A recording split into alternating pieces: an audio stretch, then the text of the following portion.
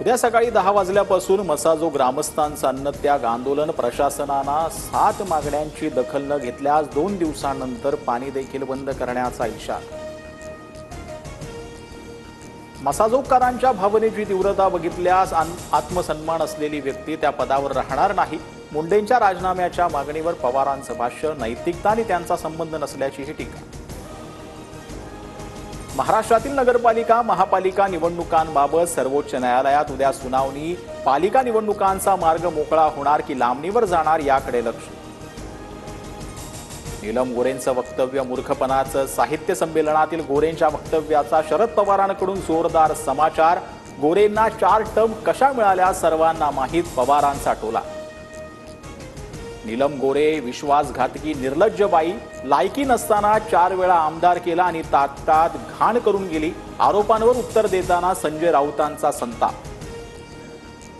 एखाद्या महिलेला निर्लज्ज म्हणताना लाज वाटत नाही का?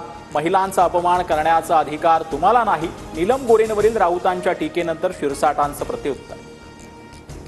उपमुख्यमंत्री एकनाथ शिंदे 5 मंत्र्यांसह प्रयागराज दौऱ्यावर। महाकुंभात शाही स्नान, साधू संतांचीही घेतली भेट।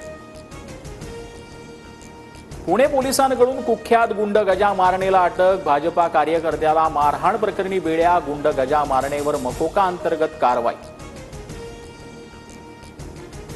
आरबीआय कडून न्यू इंडिया कोऑपरेटिव्ह बँकेच्या खातेदारांना मोठा दिलासा। खातेदारांना 27 फेब्रुवारीपासून बँक किंवा एटीएम मधून 25,000 रुपये काढता येणार। देशद्रोही कृत्यांना आळा घालण्यासाठी एआयचा वापर करणार। मत्स्य आणि बंदर विकास मंत्री नितेश राणेंची मोठी घोषणा। फेस रिकग्निशनद्वारे मच्छीमार आणि बोटींची ओळख पटणार।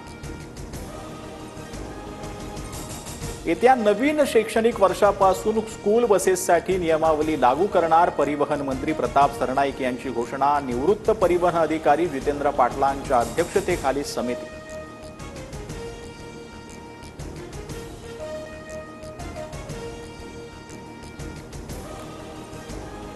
तर चॅम्पियन्स ट्रॉफीमधून पाकिस्तान बाहेर। न्यूझीलंडकडून बांगलादेशचा 6 गडी राखून पराभव। भारत आणि न्यूझीलंड सेमीफायनलमध्ये।